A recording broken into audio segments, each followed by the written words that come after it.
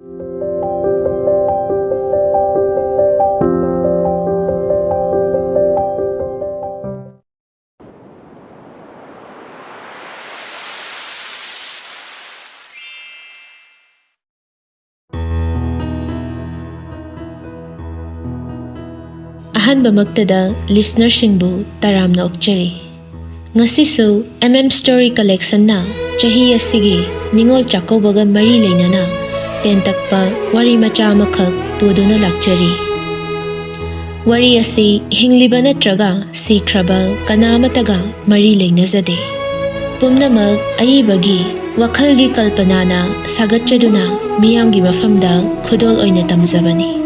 Wari asi pathokcharakpa matamda soikhilan khiba yaurabasu pumnamak na ngakpiyu haiba wafam asi thamjaraga amukka suhanna channel asibu nungsibiduna like, share, subscribe sungsoy soidana tawbiramu. Numittu laizagi luhongba numitni.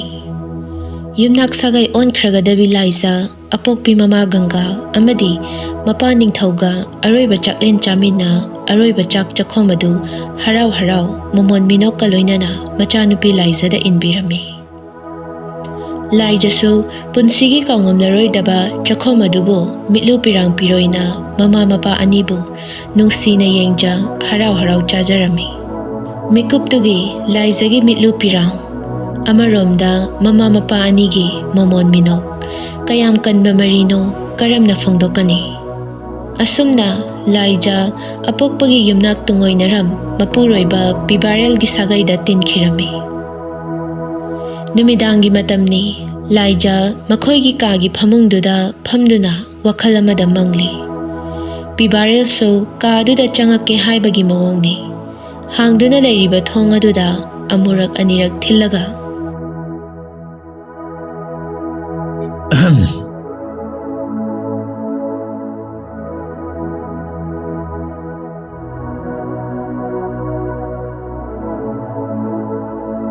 Pibarel na hongnanaba pirol adu pijay. Pibarel su kaisu hairuba tawda pirakliba fi adu lawi. Michana nabadi hotnay borkayna animag adubu michana badi ngamnade. Nupa nupi animag ibong manong haina singnaduna punsilay punseminarakpani. Lamlanba lamlanbi oinarabaso kundo parengi lipun na kankibana ngasidi nurapakhang aniso punsigi lengdraba khongloy oinari. Asum na asum haukibana laijagi mapam chakouba numit nongma watlingaydani. Laija mamaga phone da wari sanari. Hello, Bema, tabro nangbo? Tayi ma. Nangbu nungairibro? Nasadi kaisu tawdabra? Ana e kayawbro ichabu? Kaisu nungaidaba laitiye ima. Yambungsu yamna phai. Ima singa pabunganasu aibi yamna luna tawbiye. Asumna laija mamaga wari sanaramlaga mathawai inung nungaitana phone adu tapna thammi. Pibarel su kaduda changlakpani. Thong hangbagi makhol aduda laija gyan khanglak laktuna Khambayada sintharakliba pirang marik kharadu fat taithokduna phuk hawatke tawi. Laizagi mataw aduda pibarel su chingnadabadi natte adubu tapna. Kaidore Laiza, nasangamdrabo nangbo? Laizado itap tapna mabukningdo phathaduna wa adu thaidoknaba tawi. Kaisu tawde yambo. Yambo office sakadaba natra. Aisa Lasilukige. Asi hairamduna laizado kadudagi thokhige tawbani. Laizagi makhuttu pibarel na phaduna khami. Aduga chingnaba mityengda laizada yenglaga. Laiza, nang ingonda walot kono. Yararoi khanglabada laiza itap tapna wado kangthorai. Babado hospital na ngasi ayu pukhale hayambo. Ayakta gyan mangaga wantharakpani so haire imana. Asi hairaga laija upay leita mamaidu lukthakhi. Asengbadu khanglabada pibarel su laijabu themjinbirai. Yarise Laiza, adugibu nang nadu yam pudning sonda kadaba nati. ꯑꯩ ꯅꯪꯒꯤꯗꯃꯛ ꯂꯩꯔꯤꯁꯤꯗꯤ ꯆꯠꯂꯣ hospital ꯆꯠꯅꯕ ꯇꯧꯁꯤ ꯅꯪꯁꯨ ꯂꯣꯏꯁꯤꯜꯂꯔꯣ ꯍꯌꯦꯡꯈꯩꯗꯤ ꯌꯥꯃꯨꯡꯗ ꯋꯥꯂꯣꯠꯀꯅꯨꯀꯣ ꯌꯥꯝꯕꯨꯡ ꯒꯥꯔꯤ ꯊꯧꯗꯣꯛꯑꯝꯃꯒꯦ ꯑꯁꯤ ꯍꯥꯏꯔꯒ ꯃꯥꯒꯤ ꯅꯨꯄꯤꯒꯤ ꯃꯤꯠꯂꯨꯗꯒꯤ ꯏꯔꯥ ꯆꯦꯜꯂꯛꯂꯤꯕ ꯄꯤꯔꯥꯡ ꯃꯥꯕꯨ ꯈꯥꯝ ꯅꯨꯡꯁꯤꯕꯤ ꯃꯥꯒꯤ ꯆꯦꯡꯂꯧꯕꯨ ꯊꯋꯥꯏ ꯇꯥꯅ ꯌꯦꯡꯖ ꯂꯥꯏꯖꯒꯤ ꯃꯥꯏꯊꯣꯡꯗ ꯆꯣꯏꯖꯥꯏꯅꯅ ꯇꯥꯔꯛꯂꯤꯕ ꯁꯝꯂꯥꯡ ꯃꯆꯣꯏ ꯈꯔꯗꯨ ꯍꯥꯏꯒꯠꯄꯤꯔꯒ ꯂꯥꯏꯕꯛꯇ ꯅꯨꯡꯁꯤꯅ ꯆꯨꯞꯄꯤꯔꯝꯗꯨꯅ ꯄꯤꯕꯥꯔꯦꯜꯗꯨ ꯊꯣꯛꯈꯤ ꯂꯥꯏꯖꯁꯨ ꯃꯥꯒꯤ ꯌꯥꯝꯕꯨꯡꯒꯤ ꯃꯇꯧ ꯑꯗꯨꯗ ꯍꯔꯥꯎꯅ ꯃꯃꯣꯟ ꯃꯤꯅꯣꯛ ꯇꯝꯖꯍꯧꯏ ꯁꯣꯝꯗ ꯍꯣꯁꯄꯤꯇꯥꯜꯗꯅꯤ ꯅꯤꯡꯊꯧꯗꯨ ꯃꯁꯥꯗꯨ ꯀꯔꯤꯁꯨ ꯇꯧꯈꯤꯗꯕꯒꯨꯝ ꯕꯦꯠ ꯑꯗꯨꯗ ꯍꯤꯞꯄꯝꯕꯗꯒꯤ ꯇꯞꯅ ꯍꯧꯒꯠꯂꯒ ꯒꯪꯒꯥꯗ ꯃꯃꯥ ꯅꯪꯁꯤꯗꯤ ꯑꯣꯟꯊꯣꯛꯅ ꯒ꯭ꯌꯥꯟ ꯇꯥꯗꯦꯗ ꯀꯔꯤꯁꯨ ꯂꯩꯇꯕ ꯑꯅꯥꯕ ꯑꯁꯤꯒꯤꯕꯨ ꯏꯆꯥ ꯅꯨꯄꯤꯗꯣ ꯀꯩꯁꯨ ꯅꯠꯇꯕꯗ ꯌꯧꯅ ꯄꯥꯈꯠꯂꯝꯃꯅꯤꯗ ꯌꯥꯔꯦꯁꯦ ꯃꯣꯏꯕꯥ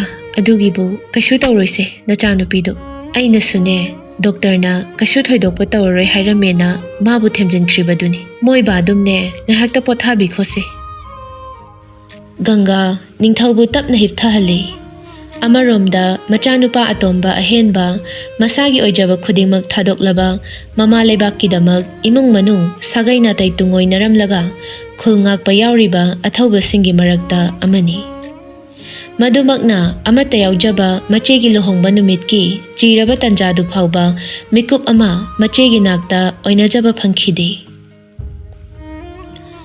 ꯑꯗꯨꯕꯨ ꯅꯨꯃꯤꯠꯇꯨꯃꯗꯤ ꯑꯍꯦꯟꯕ ꯃꯈꯣꯏꯅ ꯂꯩꯔꯤꯕ ꯀꯥ ꯑꯗꯨꯗ ꯃꯄꯥꯒꯤ ꯍꯤꯗꯥꯛ ꯄꯨꯗꯨꯅ ꯆꯪꯂꯛꯏ ꯏꯃꯥ ꯕꯕꯥꯕꯨ ꯍꯛꯆꯥꯡ ꯈꯔ ꯅꯨꯡꯉꯥꯏꯔꯦ ꯍꯥꯏꯕ꯭ꯔꯣ ꯗꯣꯛꯇꯔꯅꯕꯨꯗꯤ ꯉꯁꯤꯗꯪ ꯃꯐꯝꯁꯤꯗ ꯂꯩꯀꯣ ꯍꯌꯦꯡ ꯑꯌꯨꯛ ꯐꯥꯎꯕꯒꯤ ꯃꯅꯨꯡꯗ ꯀꯔꯤꯁꯨ ꯊꯣꯏꯗꯣꯛꯄ ꯇꯧꯗ꯭ꯔꯕꯗꯤ ꯍꯌꯦꯡ ꯑꯗꯨꯝ ꯗꯤꯆꯥꯔꯖ ꯇꯧꯕ ꯌꯥꯔꯅꯤ ꯍꯥꯏꯔꯛꯑꯦ ꯑꯗꯣ ꯏꯃꯥ ꯍꯣꯔꯦꯟ ꯑꯍꯤꯡꯗꯤ ꯏꯃꯥꯁꯨ ꯁꯤꯗ ꯂꯩꯇꯕ ꯌꯥꯔꯣꯏꯗꯕꯅꯤꯅ ꯑꯩ ꯃꯐꯝꯗꯨꯗ ꯑꯝꯇ ꯍꯜꯂꯨꯈꯤꯒꯦ ꯑꯗꯨꯒ ꯑꯃꯨꯛ ꯍꯥꯏꯒꯠꯂꯛꯑꯒꯦꯕ ꯊꯨꯅ ꯍꯣꯏ ꯍꯣꯏ ꯌꯥꯔꯗꯤꯅꯦ ꯈꯔ ꯊꯨꯅ ꯑꯃꯨꯛ ꯂꯥꯛꯄ ꯍꯦꯛ ꯌꯥꯕ꯭ꯔꯥ ꯌꯦꯡꯉꯨ ꯑꯇꯣꯝꯕ ꯏꯃꯥꯁꯨ ꯅꯄꯥꯒꯤ ꯀꯩꯀꯩ ꯆꯥꯕ ꯌꯥꯕ ꯈꯔ ꯌꯦꯡꯕ ꯊꯣꯛꯀꯗꯕꯅꯤ ꯋꯥ ꯃꯈꯥ ꯇꯥꯕ ꯅꯪꯗꯦ ꯑꯍꯦꯟꯕ ꯌꯥꯝ ꯌꯥꯡꯅ ꯊꯣꯛꯈꯤ ꯒꯪꯒꯥꯁꯨ ꯉꯥꯏꯍꯥꯛ ꯍꯧꯒꯠꯀꯦ ꯇꯧꯏ ꯍꯧꯖꯤꯛꯇ ꯊꯣꯛꯈꯤꯕ ꯑꯍꯦꯟꯕꯗꯨ ꯈꯪꯍꯧꯗꯦ ꯀꯥꯗꯨꯗ ꯑꯃꯨꯛ ꯆꯪꯁꯤꯜꯂꯛꯇꯨꯅ ꯏꯆꯦ ꯀꯨꯝ ꯑꯃꯒꯤ ꯃꯅꯨꯡꯗ ꯑꯃꯨꯛꯇꯪ ꯂꯥꯛꯄ ꯅꯤꯡꯒꯣꯜ ꯆꯥꯛꯀꯧꯕꯅꯦ ꯏꯆꯦꯒꯤꯗꯃꯛ ꯅꯧꯄꯥꯅ ꯇꯧꯕ ꯉꯝꯂꯣꯏꯗꯕ ꯂꯩꯇꯤꯌꯦ ꯏꯆꯦ ꯀꯔꯤꯒꯨꯝꯕ ꯂꯥꯏꯕꯛ ꯐꯕꯅ ꯅꯧꯄꯥꯅ ꯏꯃꯥ ꯂꯩꯕꯥꯛꯀꯤꯗꯃꯛ ꯊꯋꯥꯏꯅ ꯄꯟꯊꯥ ꯑꯣꯏꯈ꯭ꯔꯕꯁꯨ ꯌꯨꯝꯅꯥꯛ ꯁꯥꯒꯩ ꯑꯣꯟꯈ꯭ꯔꯕꯤ ꯏꯆꯦꯒꯤꯗꯃꯛ ꯑꯗꯨꯒ ꯂꯥꯞꯅ ꯇꯥꯞꯅ ꯂꯩꯍꯧꯔꯕ ꯏꯃꯥ ꯕꯕꯥꯒꯤꯗꯃꯛꯇꯗꯤ ꯅꯧꯄꯥꯅ ꯃꯤꯡꯆꯠ ꯃꯌꯦꯡ ꯈꯛ ꯇꯥꯍꯟꯖꯔꯝꯂꯣꯏ ꯏꯆꯦ ꯒꯪꯒꯥꯅ ꯄꯥꯎꯈꯨꯝ ꯄꯤꯕ ꯅꯪꯗ ꯃꯆꯥꯒ ꯃꯌꯥꯒꯗꯨ ꯃꯈꯣꯏꯅ ꯂꯩꯔꯤꯕ ꯀꯥ ꯑꯗꯨꯗ ꯆꯪꯂꯛꯄ ꯎꯕꯗ ꯒꯪꯒꯥꯗꯨ ꯍꯔꯥꯎ ꯍꯔꯥꯎ ꯀꯧꯁꯤꯜꯂꯤ ꯑꯍꯦꯟꯕꯅ ꯏꯆꯦ ꯑꯩꯗꯤ ꯑꯃꯨꯛ ꯍꯜꯂꯨꯗꯕ ꯌꯥꯔꯔꯣꯏ ꯈꯤꯇꯪ ꯊꯦꯡꯉꯁꯨ ꯊꯦꯡꯅ ꯑꯗꯨꯝ ꯂꯩꯕꯤꯔꯝꯃꯣꯀꯣ ꯏꯆꯦ ꯑꯩꯁꯨ ꯑꯃꯨꯛ ꯁꯤꯗ ꯂꯥꯛꯈꯤꯗꯣꯏꯅꯦꯕ ꯑꯗꯨꯒ ꯇꯞꯅ ꯍꯜꯂꯨꯀꯣ ꯏꯆे ꯏꯕꯥꯏꯁꯨ ꯉꯥꯏꯍꯥꯛꯇꯪ ꯂꯩꯕꯤꯔꯝꯃꯨꯀꯣ ꯑꯩ ꯆꯠꯆꯔꯨꯈꯤꯒꯦ ꯏꯕꯥꯏ ꯑꯁꯨꯝꯅ ꯑꯍꯦꯟꯕ ꯌꯥꯝ ꯊꯨꯅ ꯑꯃꯨꯛ ꯊꯣꯛꯈꯤ ꯒꯪꯒꯥꯅ ꯍꯩꯃꯥ ꯕꯦꯃꯥ ꯅꯣꯏꯕꯨ ꯂꯥꯛꯇ꯭ꯔꯁꯨ ꯌꯥꯕꯁꯤꯗ ꯑꯔꯦꯝꯕꯗ ꯏꯕꯨꯡꯉꯣꯁꯦ ꯊꯕꯛ ꯍꯦꯛ ꯍꯥꯞꯄꯤꯗ ꯆꯪꯉꯣ ꯄꯤꯕꯥꯔꯦꯜꯗꯨ ꯏꯇꯞ ꯇꯞꯅ ꯃꯣꯡ ꯍꯥꯗꯅ ꯀꯩꯁꯨ ꯊꯣꯏꯗꯣꯛꯄ ꯊꯕꯛꯇꯤ ꯂꯩꯍꯧꯗꯦꯗ ꯏꯃꯥ ꯃꯥꯅꯕꯨꯗꯤ ꯆꯠꯇ꯭ꯔꯁꯨ ꯌꯥꯅꯤ ꯀꯩꯁꯨ ꯌꯥꯝ ꯀꯟꯅ ꯉꯝꯗꯕ ꯑꯅꯥꯕ ꯅꯠꯇꯦ ꯍꯥꯏꯕꯅꯤ ꯑꯩꯅ ꯅꯝꯗꯅ ꯆꯠꯂꯨꯗꯕ ꯌꯥꯔꯣꯏ ꯍꯥꯏꯅ ꯄꯣꯔꯛꯏꯅꯤ ꯗꯣꯛꯇꯔꯅꯕꯨ ꯀꯩ ꯍꯥꯏꯔꯤꯒꯦ ꯏꯃꯥ ꯒꯪꯒꯥꯅꯁꯨ ꯀꯩꯁꯨ ꯑꯍꯦꯟꯕꯕꯨꯗꯤ ꯍꯥꯏꯔꯝꯗꯦꯗ ꯍꯌꯦꯡ ꯑꯌꯨꯛ ꯐꯥꯎꯕꯗꯤ ꯌꯦꯡꯁꯤ ꯑꯗꯨꯗ ꯀꯩꯁꯨ ꯊꯣꯏꯗꯣꯛꯄ ꯇꯧꯗ꯭ꯔꯒꯗꯤꯅꯦ ꯍꯌꯦꯡ ꯅꯨꯡꯊꯤꯜꯗꯣ ꯑꯗꯨꯃꯛ ꯗꯤꯆꯥꯔꯖ ꯇꯧꯕ ꯌꯥꯒꯅꯤ ꯍꯥꯏꯔꯝꯕꯅꯤ ꯑꯁꯨꯝꯅ ꯉꯥꯏꯍꯥꯛ ꯋꯥꯔꯤ ꯁꯥꯔꯕ ꯃꯇꯨꯡ ꯊꯦꯡꯖꯤꯜꯂꯛꯂꯕꯗ ꯂꯥꯏꯖ ꯃꯄꯨꯔꯣꯏꯕꯗ ꯑꯣꯟꯁꯤꯟꯗꯨꯅ ꯍꯟꯅꯕ ꯇꯧꯔꯁꯤꯔ ꯌꯥꯝꯕꯣ ꯊꯦꯡꯖꯤꯜꯂꯛꯑꯦ ꯏꯕꯨꯡꯉꯣꯁꯨ ꯊꯦꯡꯉꯛꯇꯧ ꯃꯥꯜꯂꯦ ꯌꯨꯝꯗ ꯏꯃꯥꯁꯤꯁꯨ ꯃꯇꯣꯟꯗ ꯉꯥꯏꯔꯝꯃꯅꯤ ꯌꯥꯔꯕ꯭ꯔꯅꯦ ꯌꯥꯔꯦ ꯌꯥꯝꯕꯣ ꯍꯣꯏ ꯅꯪꯅꯕꯨ ꯌꯥꯔꯗꯤ ꯍꯟꯅꯕ ꯇꯧꯔꯁꯨ ꯀꯥꯏꯗꯦꯗ ꯑꯍꯦꯟꯕꯗꯨꯇ ꯉꯥꯏꯕꯤꯔꯗꯤ ꯃꯥꯁꯨ ꯈꯔ ꯍꯦꯛ ꯍꯔꯥꯎꯖꯒꯗꯕ ꯄꯤꯕꯥꯔꯦꯜꯗꯨ ꯇꯞꯅ ꯍꯧꯒꯠꯂꯛꯏ ꯂꯥꯏꯖꯁꯨ ꯑꯗꯨꯃꯛ ꯍꯧꯒꯠꯂꯛꯂꯤ ꯄꯤꯕꯥꯔꯦꯜꯅ ꯑꯗꯨꯗꯤ ꯃꯥ ꯑꯩꯈꯣꯏꯁꯨ ꯑꯃꯨꯛ ꯍꯟꯅꯕ ꯇꯧꯖꯔꯒꯦ ꯐꯔꯦ ꯌꯧꯔꯣ ꯊꯦꯡꯅ ꯃꯝꯅꯗꯤꯅꯦ ꯌꯨꯝꯗ ꯍꯟꯖꯟꯒꯅꯨ Noigi ima sikhoisu pakhatnaramani taurise. Tapna tapnane yengdana thauko gariga do. Laija mapuroibagi matungda tapna inaduna thokki. Mathangi numitni Ninthoi masadu kaisu tawdabadagi hospitaldagi putharakle. Adumakpu Laijagi mapam Chakoubadi Yaikhomba yadabana nongma chontharaga oina tawre. Asumna Laijagi mangani Chakouba numitni. Laija thamoina khoidajaba fizol set leijaba sanalikon masada thondaba yaudre. Matamgi nonglaina humdokhrabada leichil nongphai marakta lotlamba thajagi phajaba ngasidi mayek sengna uba phangle. Laijagi amakpa yauda ningthirabi maithong aduda leiteng oiriba thamoidagi tholakpa momon minoktu ubada bibareldo mitpham hongde. Adubu nongdamba ngasi uriba Laijagi minok kayam kuina bibarel magi mitmangda uba phangjagani yengba tari. Thokna batawrasi ambong. Ha, hoi. Thokna batawrasi. Nupa adugi matawda Laijado nokfet tawjay. Anidu tungnamangda tawduna thokminarakle. Asumna Laija mama mapa masung mamanabi sagaigi mari mata machin manaw singa amuk hanna unaba phangjabada mapukningda haraujay. Mikuptuda Laijagi pendaba matangdi maupanipa ahenba leiramdaba asini. Nungthilgi matam oisilakla phawbada ahenba mafamduda lakhidre. Laijana mamada onsinduna. Ima, akhoi ibungondobu hojik phawba laktrisibu kari tawba yawrajano. Gangadu sorsangna hontoktuna. Khangdreda ibema. Masu iche lakpa soidana unaganidi ngarangdi hairambani. Adubu hojik phawba yawraktribasini. Pharese thenkinabani. Ibungosu mapanda ngaibadane waramani. Nongmane amuk heglaagane unarasu yaidana. Hannabadum tawrose nakhoisu matamse matama tawrabani ko. Wari sana sana mama machadu thongal yoramdaida ahenba khulngaklubagi phizoladuga yumgi get hangdoklaga manungda changlakpadu ubada Laijadu harauna maupabu manakta kaushinjay. Ahenbasu machebu amuk hanna uba phangjabaduda machegi makhong sokna khurumjay. Laija mupagi mawong aduda hena nungsirura male. Yamna thuna haugatpiduna mathanungda nungsina konsinbe. Machin mopani gi mataw aduda Gangaso mitluda pirang ihawrakke tawi. Adubu macha anina ukhini khan lona muk taithokjay. Laijana Aidi nangla aroindrana khalurabani. Ado lakti laidana. Hojikti yumsigi piba nantomda ngaihawrabani. Ima babasu ahan oisilae. Makhoigi seba nanga tawdana kanana laaga tawbine. Nang gyan kha taro koibungo. Ahenba amengba khonjelda itap tapna. Je, nokpasu khangje. Ai imagishu babagishu amata yaujaba machapi bane. Makhoigidama aina tana kanasu leite. Adubu iche. Akhoi puknamakpu yokpireba amata ngairaba. Akhoi puknafam imagi matambakda chakliba machin manaw oibagi yengthinabagi mairi achide. Aikhoina natana kanana muthatkani iche. Ahenbagi thamoidagi tholakpa amakpa yaudraba wahaising adu tabada Laija maupabu khamba yararoi khangle. Asumna ahenba mabu ngakpiyo haibagi matawgum apokpi mamabuso amuk khurumjay. Aroiba oina ahenba mama amadi mache Laijabu tungoinaramlaga punsigi pandam amagidamak khong thangdokhi. Gate ki wangmadagi amuktangdi hanna yengjaraklami. Adubu mikup aduna mahaki mama amadi machebu ujabagi aroibagi mikup oikhiba kanana tambangamba. Nakal amaromda Laima machanupa Thanilgi nupi chelakpagi pau haidokpa chatluba magi mapuroiba thabalga wari sanari Laimana. Moiba kari hainarage nupi mayumna kari bu haihoge.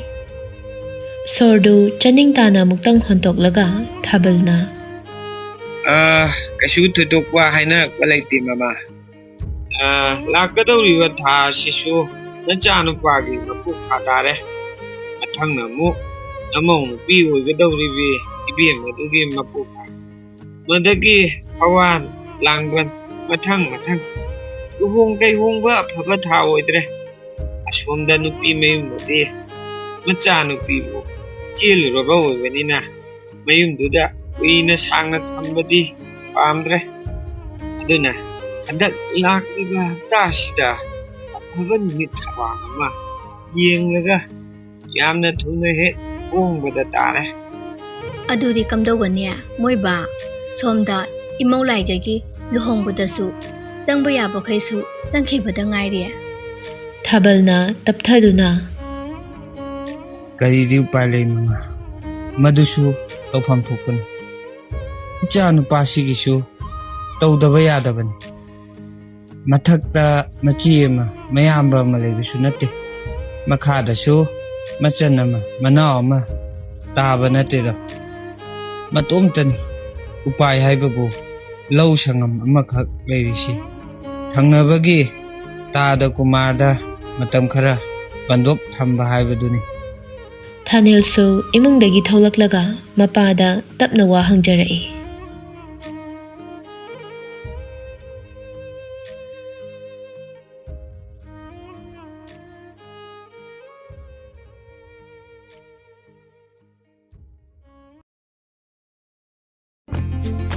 Channel ꯑꯁꯤꯕꯨ ꯅꯨꯡꯁꯤꯕꯤꯗꯨꯅ like, ꯁꯤꯌꯔ, subscribe, ꯀꯃꯦꯟ ꯁꯨꯡꯁꯣꯏ ꯁꯣꯏꯗꯅ ꯇꯧꯕꯤꯔꯝꯃꯨ